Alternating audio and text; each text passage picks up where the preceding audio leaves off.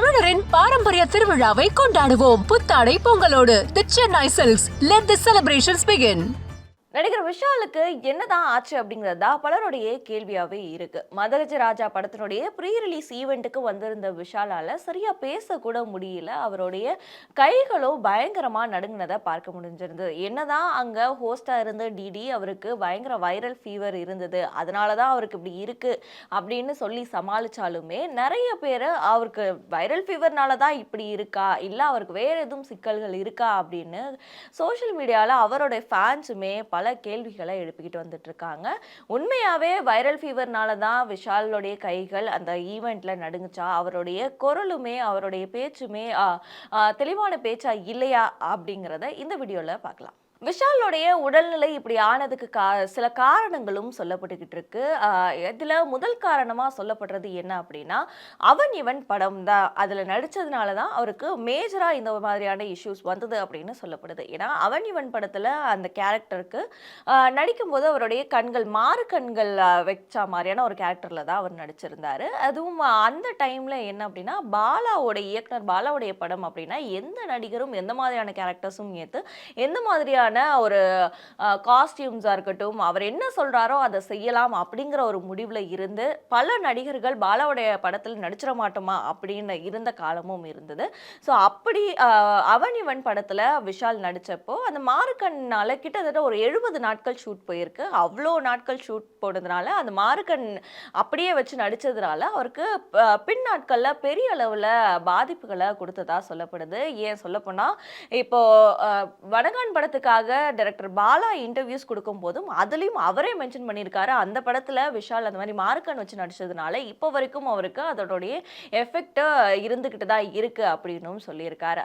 அதுல நடிச்சதுக்கு அப்புறம் கிட்டத்தட்ட ஒற்றை தலைவலி பிரச்சனை வந்து விஷாலுக்கு ஏற்பட்டதாகவும் சொல்லப்படுது. அது இப்போ வரைக்கும் அவரை ரொம்பவே தொல்லை பண்ணிட்டு இருக்கு. இப்போ வரைக்குமே அவருக்கு அந்த ஒற்றை தலைவலி பிரச்சனை இருக்கு அப்படின்னு சொல்றாங்க. ரெண்டாவது காரணமா சொல்லப்படுறது அவருடைய க்ளோஸ் ஃப்ரெண்ட்ஸா இருந்த நந்தா மற்றும் ரமணா, இவங்க 2 பேரும் தான் அவருடைய இந்த நிலைமைக்கு காரணம் அப்படின்னு சொல்லப்படுது.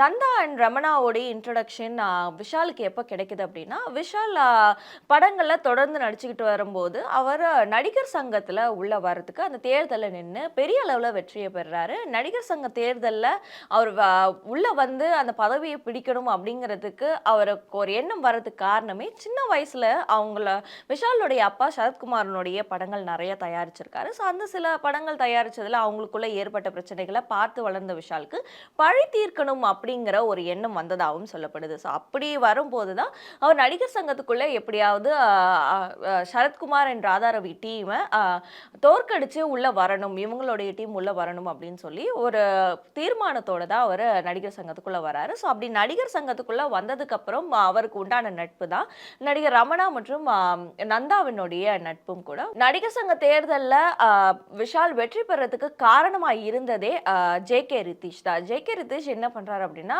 நடிகர் விஷால் இந்த தேர்தலில் வெற்றி பெறணும் அப்படிங்கிறதுக்காக நாடகங்கள்ல நடிக்கக்கூடிய நடிகர்களுக்கு அதிகமா செலவு பண்றாரு. ஏன்னா நாடக நடிகர்களுடைய வாக்குகள்ங்கிறது இந்த வெற்றியை நிர்ணயிக்கிறதுல ஒரு முக்கியமான வாக்குகளா இருந்திருக்கு நடிகர் சங்கத்துல. ஸோ அதனால அவர் இவங்களுக்கு தனிப்பட்ட முறையில் நிறைய செலவு பண்றாரு. ஒரு பாயிண்ட்ல என்ன ஆகுதுன்னா, ஜே.கே. ரித்தீஷ் யாருக்கு ஓட்டு போட சொல்றாங்களோ அவங்களுக்கு தான் எங்களுடைய ஓட்டுங்கிற அளவுக்கு நாடக நடிகர்கள் வராங்க. ஸோ அப்படிதான் விஷால் இந்த தேர்தலில் வெற்றி பெறாரு. பட் ஆனால் ரமணா அண்ட் நந்தா உள்ள வந்ததுக்கு அப்புறம் அவங்க விஷாலை சுற்றி ஒரு வேலியை அமைக்க ஆரம்பிக்கிறாங்க. என்னன்னா, விஷாலினுடைய நெருங்கிய நண்பர்களை யாருமே விஷாலை வந்து கான்டாக்ட் பண்ண விடாம, அவர்கிட்ட நெருங்க விடாம ஒரு வளையத்தை இவங்க உருவாக்குனதாகவும் சொல்லப்படுது. ஸோ அப்படி இருக்கக்கூடிய சூழல்ல தான் அப்படிதான் ஜே.கே. ரித்தீஷையும் விஷால் அப்படியே கொஞ்சம் கொஞ்சமா மறந்துட்டு அவரையும் அவரோட தொடர்புல இருந்தும் வெளியில வராரு. ஸோ இதுதான் ஒரு முக்கிய காரணமாகவும் பார்க்கப்படுது. அது அந்த மாதிரி தான் நந்தா அண்ட் ரமணா அதுக்கப்புறம் பின்னாட்கள்ல விஷாலை வச்சு ஒரு படத்தை தயாரிக்க முயற்சி செய்கிறாங்க. அந்த படத்துல இவங்களுக்கும் விஷாலுக்கும் இடையில ஏற்பட்ட பிரச்சனை, இது எல்லாமே இதுக்கு காரணம் அப்படின்னு சொல்லப்படுது. மூணாவது காரணமா என்ன சொல்லப்படுது அப்படின்னா, லைக்கா நிறுவனம் மாதிரியான ஒரு பெரிய தயாரிப்பு நிறுவனம் விஷால் மாதிரியான ஒரு நடிகரை படம் பண்றதுக்கு கூப்பிடுறாங்க, அவங்கள அப்ரோச் பண்றாங்க. ஆனா விஷால் அவங்களுக்கு எதிராகவே வழக்கு தொடர்றாரு. ஸோ அப்படி வழக்கு தொடரும் போது இவங்களுக்கு இடையில ஏற்பட்ட பிரச்சனை, விஷால் ஒரு தயாரிப்பாளரா மாறினப்போ இல்ல விஷாலினுடைய படங்களுக்கு இந்த லைக்காவுக்கும் விஷாலுக்கும் இடையில ஏற்பட்ட பிரச்சனையினாலேயே நிறைய தயாரிப்பாளர்கள் நிறைய ஃபினான்சியர்ஸ் விஷால் படம்னா நாங்க ஃபினான்ஸ் பண்ண வரமாட்டோம், ஏன்னா அவர் தயாரிப்பாளருக்கு எதிராகவே வழக்கு தொடர்றாரு, எதுவா இருந்தாலும் நீதிமன்றத்துக்கு போயிடுறாரு அப்படின்னு சொல்லி இந்த பிரச்சனையிலையும் விஷால் சிக்க ஆரம்பிச்சிருந்தாரு.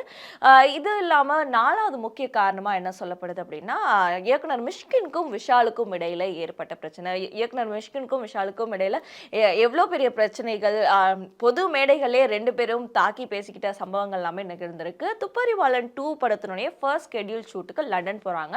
அப்போ 2 பேருக்கும் இடையில ஏற்பட்ட கருத்து வேறுபாடு, இதுல மிஷ்கினுக்கும் விஷால் 2 பேரும் ஏற்பட்ட வார்த்தை மோதல் அப்படிங்கிறது, இது எல்லாமே சேர்த்து தான் விஷாலுக்கு இந்த மாதிரியான ஒரு சிக்கலை வந்திருக்கு. ஏன்னா இது எல்லாமே ஃப்ரெண்ட்ஸ் யாருமே இல்லை, ஃப்ரெண்ட்ஸ் கிட்ட ஷேர் பண்றதுக்கு எதுவும் ஷேர் பண்ண முடியாத ஒரு சூழல் இருக்கும்போது அவர் அதிகமாக ஸ்ட்ரெஸ்ல இருந்து இந்த ஸ்ட்ரெஸ், இந்த ஒற்றை தலைவலி, இது எல்லாத்தையுமே போக்குறதுக்கு அவருக்கு சில பழக்கங்கள் ஏற்பட்டதுனாலையும் அந்த பழக்கங்களால தான் இவருடைய உடல்நிலை இப்போ இப்படி இருக்கிறதாவும் சொல்லப்படுது. தமிழரின் பாரம்பரிய திருவிழாவை கொண்டாடுவோம் புத்தாடை பொங்கலோடு. The Chennai silks, let the celebrations begin.